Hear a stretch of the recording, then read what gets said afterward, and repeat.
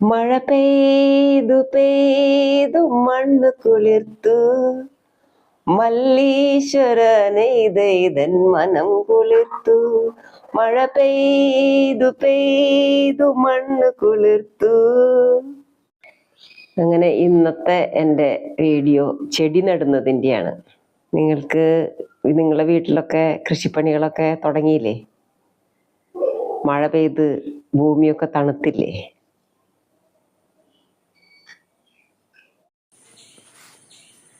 ഞാൻ പാത്രം എടുത്ത് വന്നു. ഈ പാത്രമാണ് ഇന്ന് എടുത്തിരിക്കുന്നത് കേട്ടാ. കോഴിക്കിന്ന് ഫുഡ് കൊടുത്തിട്ടില്ല കാലത്ത്. ഇത് പാലക് ചീരയുടെ വിത്തും അതുപോലെ തന്നെ മുരിങ്ങ, സാലഡ് വെള്ളരി എന്നിവയൊക്കെ ഒന്ന് കുതിർത്ത് വെച്ചിട്ടുണ്ട്. ഒന്ന് നട്ടു നോക്കട്ടെ, ഉണ്ടാവുമോ നോക്കട്ടെ. കൃഷിപ്പണിക്ക് ഇറങ്ങാണ്.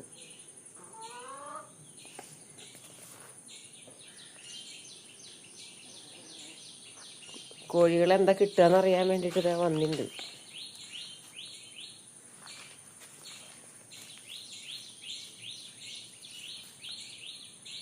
ബാബേനെ ചെരുപ്പോണ്ട് എറിഞ്ഞിട്ട് ബാബ പോണില്ല അല്ലേ? ബാബേ ബാബേ ചെരുപ്പോണ്ട് ഏറ് കിട്ടിയിട്ട് പഠിച്ചിട്ടില്ല അല്ലേ? നിങ്ങൾ രണ്ടാളെ പഠിക്കാത്ത ബാബകൾ. അപ്പം ഇന്ന് നേരം വെളുത്ത വഴിക്ക് തന്നെ മഴയൊക്കെ പെയ്ത് സെറ്റായിട്ടുണ്ട്. കൃഷിപ്പണിക്ക് ഇറങ്ങിയെടുക്കുക. ബാബാ, ഇത് കുഴിച്ചിട്ടിട്ടാണ് ഇന്ന് ഭക്ഷണം തരുള്ളൂ. ഇതുവരെ വെയിറ്റ് ചെയ്യണം. ബാബകളൊക്കെ വെയിറ്റ് ചെയ്യൂ. കുറച്ച് നേരം കൂടി ഒക്കെ ഒന്ന് വെയിറ്റ് ചെയ്യൂ. എൻ്റെ പിന്നാലെ വരിക ചങ്ങാതിയോള്. ഇന്ന് തരില്ല. ഇന്നിത് നട്ടതിന് ശേഷം മാത്രം. ഞാൻ വിശാഖപട്ടണത്തേക്ക് പോയപ്പോൾ സംഭവിച്ച വലിയ വലിയ പ്രശ്നങ്ങളുടെ റോസ് ചെടി ഉണങ്ങിപ്പോയിരിക്കുന്നു. എന്തായാലും ഈ ചട്ടിയിൽ തന്നെ മുരിങ്ങ വിത്ത് കുഴിച്ചിടാം. ഓക്കേ, മുരിങ്ങ വിത്ത് ഈ ചട്ടിയിൽ കിടക്കട്ടെ. എൻ്റെ ചെടിയൊക്കെ പോയി, ഉണങ്ങിപ്പോയി. എവിടേക്ക് പോയപ്പോ? വിശാഖപട്ടണത്തേക്ക് പോയപ്പോ. നമ്മൾ ചെടികളെ മക്കളെ പോലെ നോക്കിയാൽ തന്നെയാണ് ഉണ്ടാവുള്ളൂ. ഞാനെല്ലാം കൂടി ഒന്ന് മാനേജ് ചെയ്യാൻ നോക്കുകയാണ്, ശ്രമിക്കുകയാണ്. അങ്ങനെയാണല്ലോ ജീവിക്കേണ്ടത്. എല്ലാം കൂടി ഒരു പ്രത്യേക ഉദ്ദേശം മാത്രമല്ല നമ്മുടെ ജീവിതം എന്ന് പറഞ്ഞാൽ. എൻ്റെ കാര്യവും നമ്മുടെ വീട്ടിലത്തെ ആളുകളുടെ കാര്യവും പിന്നെ അതേപോലെ തന്നെ നമ്മുടെ ചുറ്റുപാടുള്ള ആളുകളുടെ കാര്യവും ഇങ്ങനെയൊക്കെ ഉണ്ടല്ലോ. എല്ലാം ചെയ്യണമല്ലോ. ഇപ്പൊ നമ്മള് മുരിങ്ങയുടെ വിത്ത് കുഴിച്ചിടുകയാണ്. ചെടി മുരിങ്ങയാണിത്. ചെടി മുരിങ്ങ ഇവിടെ കിടക്കട്ടെ. ഇപ്പൊ നമ്മൾ ചെടി മുരിങ്ങയുടെ വിത്ത് കുഴിച്ചിട്ട് കഴിഞ്ഞു. ഇനി ഇതിൽ ബാക്കിയുള്ളത് പാലക് ചീരയുടെ വിത്ത്, പാലക് ചീര, സാലഡ് വെള്ളരി.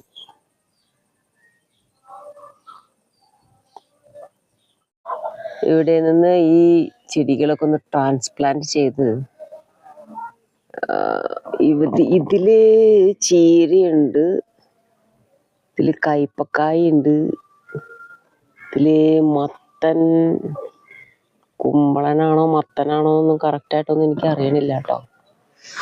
അതൊക്കെ ഉണ്ട്. അപ്പൊ ആ ചെടി നമുക്കൊന്ന് റീപ്ലാന്റ് ചെയ്യണം. അത് താഴ്ത്ത് കുഴിച്ചിടാനാണ് ഞാൻ വിചാരിക്കുന്നത്. ഇപ്പൊ ഇതിൽ വെക്കാൻ കാരണം എന്താന്ന് വെച്ചാല്, ഇത്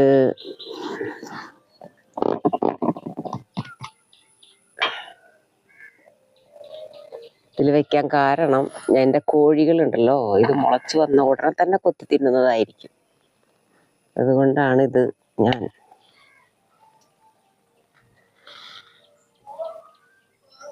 ഇവിടെ കുഴിച്ചിട്ടത്.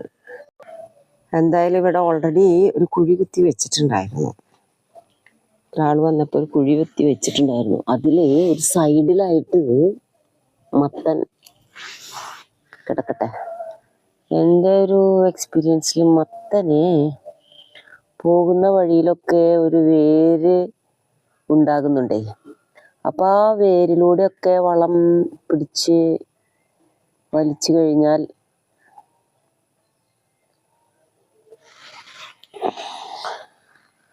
അങ്ങനെ ഇവിടെ ഒരു മത്തൻ നട്ടു.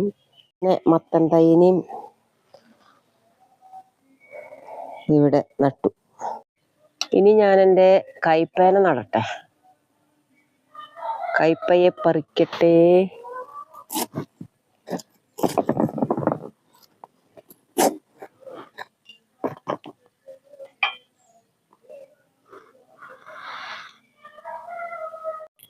അങ്ങനെ എൻ്റെ കൈപ്പത്തൈനൊരു സ്ഥാനം കണ്ടെത്തി.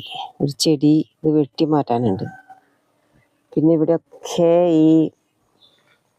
ഇതിൽ നിന്നും ഒന്നും ഉണ്ടാകുന്നില്ല. എന്താണെന്നറിയില്ല. കണ്ടമാനം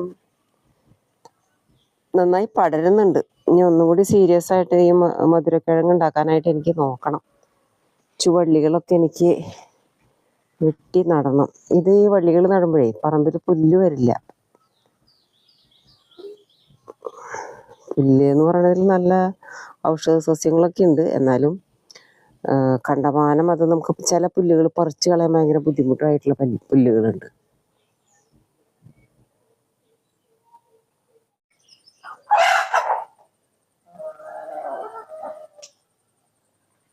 ഇനി എൻ്റെ അടുത്ത കൈപ്പത്തൈന് ഒരു സ്ഥാനം കണ്ടെത്തണം.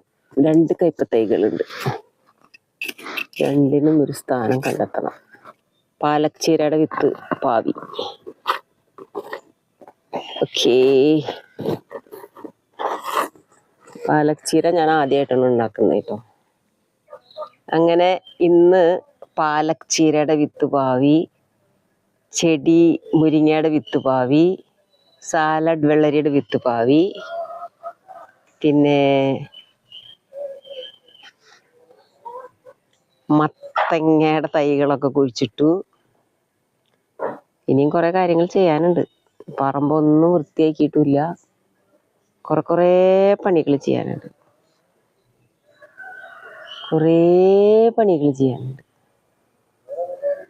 എന്തായാലും ഒരു മഴ പെയ്ത് നനവ് വന്നു.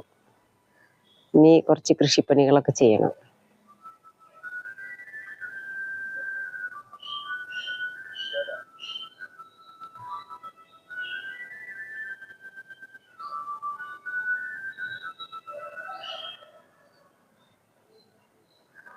ഇനി എൻ്റെ കോഴികൾക്ക് ഫുഡ് കൊടുത്തിട്ടില്ല.